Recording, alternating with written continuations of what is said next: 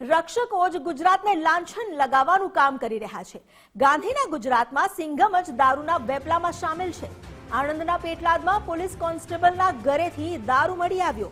Petlad town પોલીસમાં ફરજ બજાવતા સુનિલ મકવાણાના ઘરેથી 20 પેટી વિદેશી દારૂ જપ્ત કરવામાં આવ્યો છે।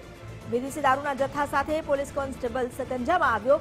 ખાખીને કલંક લગાડવાનું પોલીસ જવાનનું જ આ કારસ્તાન, જેને લઈને હવે પોલીસ બેડામાં ચકચાર મચ્યો છે। દારૂના વેપલાની ગંધ આવતા જ એલસીબીએ કાર્યવાહી કરી।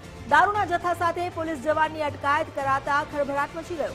3 લાખના વિદેશી દારૂ સાથે હેડ કોન્સ્ટેબલની અટકાયત કરવામાં આવી છે અને અન્ય આરોપીની પણ ધરપકડ માટે ચક્રો ગતિમાન કરાયા છે।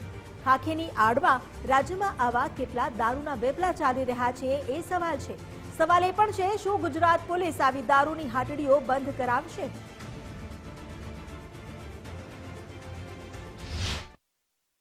જે 31 આવનારી જે 31 છે એના અનુસંધાનમાં પેટ્રોલિંગમાં હતી એ દરમિયાન એમને ચોક્કસ બાતમી મળેલી કે પેટલાદનો જે મોહસિન મિયા કરીને જે ઉર્ફે એલકે કરીને ઓળખાય છે એ પ્રોહિબિશનનો બુટલેગર છે અને એણે અમુક માલ જે છે પ્રોહિબિશનનો એ અમુક જગ્યાએ સંતાડેલો છે। જે બાતમી આધારે પોલીસે રેડ કરીને તપાસ કરી તો સુનિલ જસભાઈ મકવાણા કરીને જે છે જે પોલીસ કોન્સ્ટેબલ છે એના ઘરેથી પ્રોહિબિશનનો મુદ્દામાલ મળી આવેલો। આશરે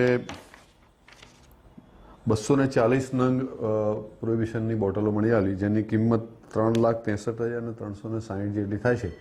એટલો પ્રોહિબિશનનો મુદ્દામાલ એ પોલીસ કોન્સ્ટેબલ જે છે એ પેટલાદ ટાઉન પોલીસ સ્ટેશનમાં નોકરી કરે છે એના ઘરેથી મળી આવેલો છે। 31નો તહેવાર નજીક આવી રહ્યો છે અને સમગ્ર રાજ્યમાં પોલીસ અત્યારે એક્ટિવલી નશીલા પદાર્થનું વેચાણ અને સેવન ન થાય તેને રોકવા માટે કાર્યરત થયેલી જોવા મળી રહી છે। તે વચ્ચે આણંદના પેટલાદમાંથી એક એવી ઘટના ખુલીને સામે આવી છે કે જેણે સમગ્ર પોલીસ બેડાને શર્મસાર કરી દીધો છે। આણંદના પેટલાદ ટાઉન પોલીસ સ્ટેશનમાં ફરજ બજાવતા સુનિલ મકવાણાના ઘરે આણંદ એલસીબી રેડ કરે છે અને તેના ઘરેથી 20 પેટી જેટલા વિદેશી દારૂના જથ્થા સાથે તેને ઝડપી પાડે છે। હાલ એક મોહસિન નામનો જે હિસ્ટ્રી સીટર બુટલેગર છે પેટલાદનો, તેના દ્વારા માલ આ કોન્સ્ટેબલના ઘરે મૂકવામાં આવ્યો હતો અને તેના દ્વારા સમગ્ર કારોબાર કેવી રીતના ચલાવવામાં આવતો હતો તે સમગ્ર મામલે આણંદ એલસીબી ઊંડાણપૂર્વકની તપાસ હાથ ધરી રહી છે। પરંતુ આ સમગ્ર ઘટનાએ ક્યાંક ને ક્યાંક ખાખીને કાળી ટીકી લગાવી હોય તે પ્રકારની ચર્ચા આજે સમગ્ર ગુજરાતમાં જોવા મળી રહી છે।